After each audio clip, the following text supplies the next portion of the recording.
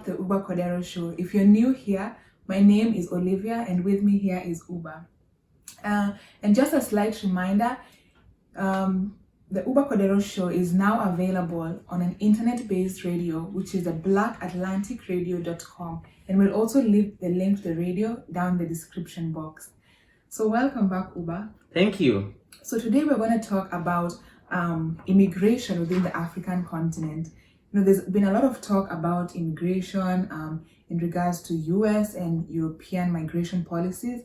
And today we'd really like to talk about African migration policies as well. And so on this show, we try to break down dense topics so that everybody is able to understand them, and so we will carry on with that. So Uba, today I'd like to ask a few questions in regards to immigration within Africa. Africa is, seen as a continent of mass migration and displacement, usually caused by poverty, conflict, environmental stress. And I would really like to hear your perspective of, are these really the factors that cause migration within Africa, or are there other factors that cause immigration within Africa? Yeah, thank you, Olivia. It's interesting to talk about immigration in Africa because a lot of scholarship on immigration usually focuses on Africa as the starting point, and the end point is usually North America, Europe, and some industrialized Asian countries. But if you look at the scholarship in detail, you interrogate the works on immigration, you realize that a lot of it happens within the continent. So that narrative of the push and pull factors of immigration, as immigration coming usually influenced by economic pursuits and instability from the continent to Europe, as seen is in migration of young men from Western Africa and Northeast Africa, crossing the Mediterranean, sinking in the ships, or mistreatment of young women in the Gulf. That is usually not the conclusive understanding of immigration. The trend of immigration within the continent is that a lot of it is happening within the continent. That more Africans are moving from one country to another. And the reasons that make people move from one country to another are the same as the reasons why people might be moving from, for example, New Mexico to New York, or from Texas to Washington, D.C. And most Africans are therefore attracted by prospects of better urban living. They are attracted by joining relatives, and many of them are fleeing conflicts. But it's important to point out, in the height of the security conflicts starting from the late 80s to the mid 90s, number of African refugees were accounted to about 50% of all immigrants within the continent. That has reduced to about 14%,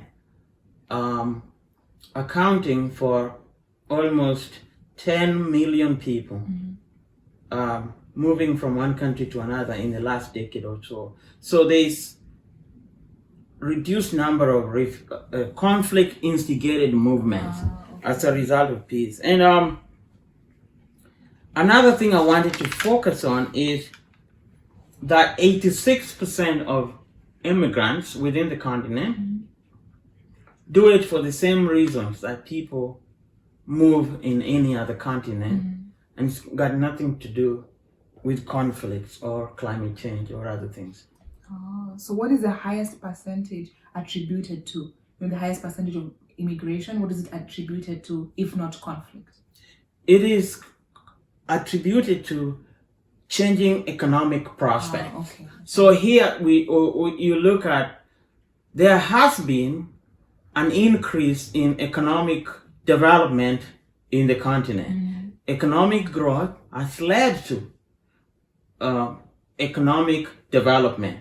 not as we would like it to be, but certain shifts have happened.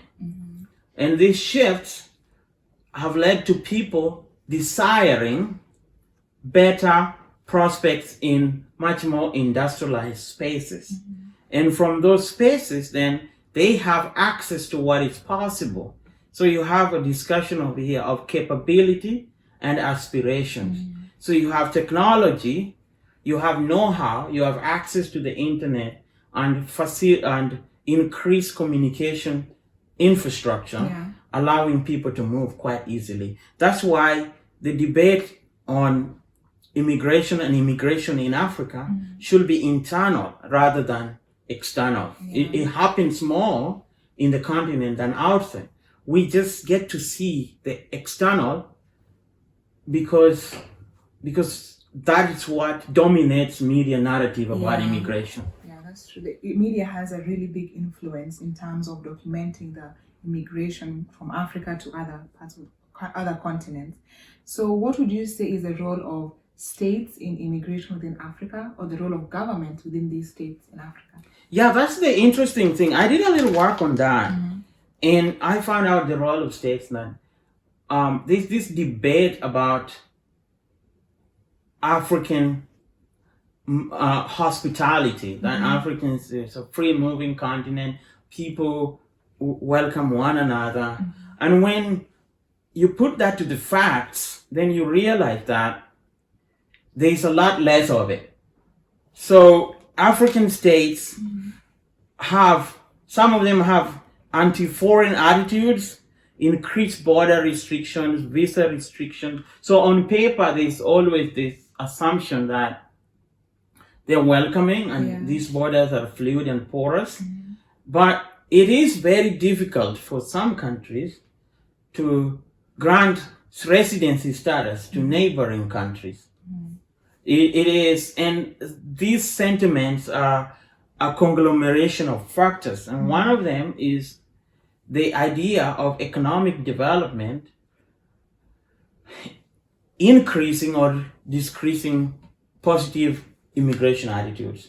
So, for example, in Southern African countries, like South Africa, Botswana, and Namibia, they are doing slightly better economically, so they can easily take in more immigrants. But when they have economic downturns, when they are like economic growth is reducing, say from 5% to about 3%, people getting laid off, and people thinking that their future is a little threatened, then politicians take hold of that, and anti-immigrant immigration sentiments begin to rise and are then politicized for elective posts. You see that also in countries like Kenya and Tanzania, which are moderately doing well, with immigrants from Central African countries like Congo, Burundi, and Rwanda. Tanzania, actually, after hosting Rwandese and Burundian refugees for almost 40 years, decided one day under the regime of Kikwete to send them back. Lastly, there is complex migration paperwork involved. This idea of getting paperwork in another country is not as clear as it is in Western countries. So one can, like the Burundian people that I just mentioned, could have lived in Tanzania for 40 years, but they still have a hard time accessing legality to work and residence status. So there's a distinction between nationality and citizenship as a big gulf in that discussion in African context. And so with the presence of, regional bodies such as ECOWAS or the EAC and SADC, do these regional bodies help in terms of immigration, or like what is their role in immigration? Well, these regional organizations are sold as if they will help mitigate the problem of movement, to facilitate people move from one country to another. And some of them actually do believe that. But the change is the problem is usually on the actual practice. Like the border agents, the guys who stamp your passport, the policemen. they still have this embedded belief of a clear distinction of what it means to be of a particular country. So if one country has been criminalized, say, for example, a lot of African countries, Ghana, for example, has increasingly criminalized Nigerians, even though they are neighbors and they have this brotherly love going on for a long time. The border agents of Ghana, seeing Nigerian immigrants, whether on business trip or a family trip, are more likely gonna be more stringent on them than on other countries, say somebody from Morocco or Egypt or South Africa. So there is, on one hand, there's the policies that allow for the regional immigration to facilitate movement, but on the other, the actual practice of this is different. It's not matching up with what they write on the paper. So unfortunately, it's not happening as it should be. Are there any other points that you'd like to inform us in terms of immigration within Africa that you'd like to inform our audience about? Yeah, the one thing I wanted to say that immigration and immigration are related concept. Immigration is the movement from one country to another. Immigration is movement into. So in Africa, the countries that are a lot more prosperous tend to have many immigrants too. So even if you look at immigration from Africa, they happen mostly on countries that are slightly better off because of increased know-how, increased technology, social networks in these other countries. Poor countries and impoverished countries tend to have less immigrants and less immigrants because there's lack of know-how, lack of access, and aspirations are still pretty low. But as countries industrialize, as they get better, you have almost a match-up of immigration and immigration. People leaving because now they have the know-how and access to other places they can pursue their life. But many other people also coming in because they are attracted to better opportunities and prospects. So it's a complex thing. My personal position is policy has to match up with the practice. And we have to do a much better job at screening and documenting immigration tendencies. And I'm not flat out anti-immigrant rhetoric or xenophobic attacks. It's not really helpful because there's a reason why these things are happening. Well, let us know in the comment section what you guys think about migration within Africa, and we look forward to seeing you in our next show. See you.